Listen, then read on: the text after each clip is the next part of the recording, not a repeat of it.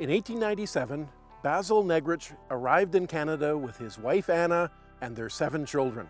They made their way here to Manitoba and eventually bought the property here north of Gilbert Plains. They lived here for the rest of their lives and in fact had 5 more children, bringing their total family to 12 kids, 6 boys and 6 girls, and initially at least, they all lived happily in one house built in 1899. It's still here, and this site is widely regarded as one of the best preserved and most complete pioneer homesteads anywhere in Canada. I'm Gordon Goldsborough, president of the Manitoba Historical Society, radio and newspaper columnist, and author of books on the neglected, the overlooked, the hidden places from Manitoba's past. Join me in this series as we explore back roads to places that tell great stories about how things used to be and how we've ended up where we are today. This is Abandoned Manitoba.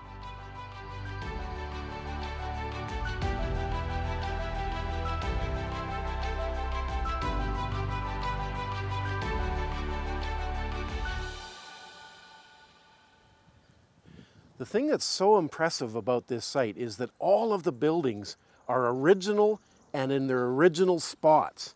You know, that's really rare. It's almost like time travel. It's almost like we've been magically transformed back to 1899. It is that impressive. Arriving in western Manitoba, Basil Negrychs acquired a quarter section of land, 160 acres north of Gilbert Plains. At first, the family lived in a temporary shelter called a Buddha, made of locally cut poplar logs covered in cowhide. Over the next several years, they cleared areas in the surrounding forest to make fields for growing crops, and they constructed other log buildings, a livestock barn, a pig pen, a chicken coop, and several granaries. By 1899, they had completed construction of a fine farmhouse in a style reminiscent of ones in the Carpathian Mountains of their Ukrainian homeland.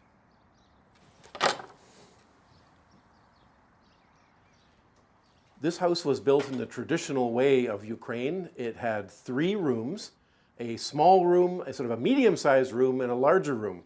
We're in the center room, which is the middle room, and this is the kitchen. This is where they would have made the meals for the entire family. A wood-burning stove to cook the food, a table probably to make bread and other foods, a little bit of storage. They had a little shelving unit here. They had a cream separator to separate the milk that they were getting from their livestock. But the majority of the food would be stored in one of 2 places. Either it would be below our floor. They would have had a root cellar where they would have kept things that were perishable, things like potatoes and turnips and things like that. Or they would have kept them in the smallest of the 3 rooms through here, which is the pantry. Just to watch the low door here. In the pantry, we have storage, things like an ice chest where you can keep some of the perishables. You have shelving where you have the dishes and pots, probably also some of your foods. You keep some of your dry goods in your crocks and your jars over here. And in this case, you perhaps even have your library where you'd keep your books for everybody to keep themselves busy in the wintertime. This is the family room. This is where the family would spend most of their time. Imagine 14 people in this room. 2 parents, 12 children. 6 boys, 6 girls. Now, in time, they got a little bit crowded in here, and they actually built another building called the Bunk House nearby, and that's where the boys would stay. But mom and dad and the 6 daughters would somehow find space in here. Perhaps in one bed would be mom and dad and a couple of the daughters. The other bed, maybe the other 4 daughters. But then in the morning, when it was time to get ready for the day, they'd put all that away, and this would become the living space. It's a place where you would meet to have your meals. Maybe you would have lessons if you were having classes here at home. In the evenings, you would entertain yourself. You might have board games. Maybe you'd read. Maybe you'd play. You'd perform, with a violin or some other musical instrument. Basil Negrychs passed away in 1927, and his beloved wife Anna died in 1944. The youngest of their 6 daughters, Annie, continued to live in the original farmhouse into her 80s. The building had no electricity. Lighting came from kerosene lamps, and heat was provided by firewood. There was no running water other than what flowed in the nearby drifting river. In 1968, Annie Negrychs was joined by her brother Stephen, a retired schoolteacher, and the two siblings spent the rest of their lives together, living off the grid, pretty much as their ancestors had done for generations, until Stephen moved to Dauphin in 1990. One of the remarkable things about this house is that it's essentially built in the same way that the Negrychs would have built their house in their homeland in Ukraine. They would start with a solid foundation of field stones, and on top of that they would build a stack of logs. And we can see them over here on the edge. There's just simply locally cut tamarack logs. In a few cases, when they were especially large, they might use an axe to sort of square them off so they would stack more easily. And they would notch them at the end. You can kind of see that here at the corner. This one sits in a little trough cut out of the one that goes the opposite direction. So they just alternate them back and forth as they go up, and you get this nice tall stack of logs that makes a wall. The only problem is there are gaps between them. You can see them here. And of course, that wouldn't be so good in the wintertime. The wind would blow right through. So you got to do something to kind of give you a nice sealed wall. The secret then is mud plaster.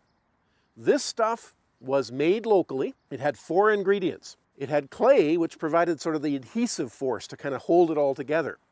It had straw, and in fact, you can see the bits of straw here. That's the fibrous material that kind of held it together so that it wouldn't just fall off again. It had water so that it made it viscous so you could spread it until it dried.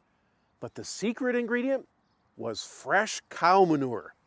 Fresh cow manure has fibers, again, to hold it together, but it also has enzymes that help harden it. And so when it's finished, when this thing all is dry, it's a nice solid exterior that keeps out those chilly winter winds. While exploring the Negrych homestead, I bump into the site staff working to maintain the buildings using traditional methods. So how long does it take to do a wall like this? This took me about half an hour so far. To do the whole building will probably take me about a day. Oh, so this is a long-term project. Yes. So the idea then is that take a bit of mud, smear it into the cracks, lo and behold, an airtight wall.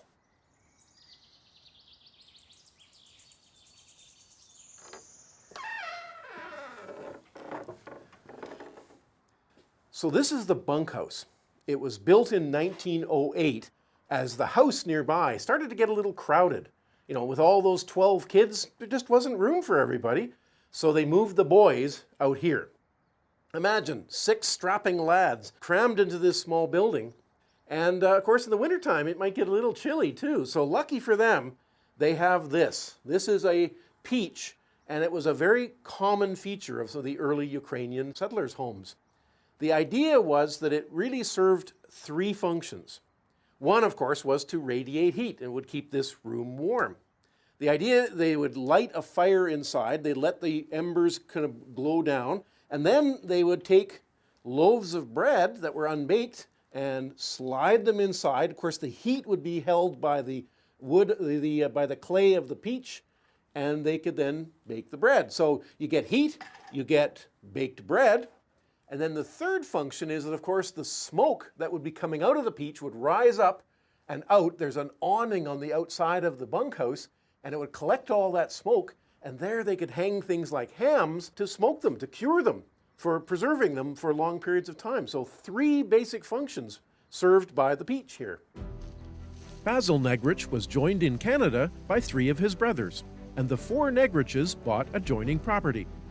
I've been told that buildings that belong to some of the brothers are still standing nearby, so I set out to find them. I find that 2 other farmyards are within a short walk of Basil's farmhouse. But, having been neglected for what looks like many decades, their condition is poor. Well, like the other house, this one has the same basic layout. It has a central room right off the main door, which probably would have been the kitchen. They would have had a wood stove in here for making the meals. On the other side of the kitchen is a larger room that would have probably been the family room. They would have had the beds and the table and the places where they would have spent much of their day. The difference, however, is that on this side of the kitchen, where the other house had a pantry to kind of keep things cool, instead here we've got a rather larger room that includes a peach. Now the peach in the other house was actually in a separate building, and of course the idea was that the heat that it would give off would be useful to keep the boys that were living there warm. Well, this obviously then means that this room wasn't used for keeping things cool. What's interesting in this case too is that we can see how the peaches were made. This one is not nearly as well maintained, and so we can see, for example, that it's made out of wood. Seems a little unusual that you would make a structure to burn wood out of wood, but of course the reality is they covered it in a very thick coating of clay, and the clay basically makes it fireproof.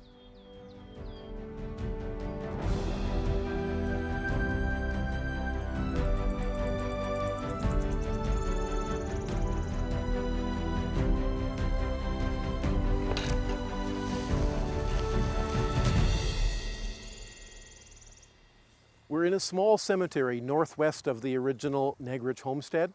It's called Kolomaya, but its informal name is the Negrychs Cemetery because so many members of the Negrychs clan are buried here.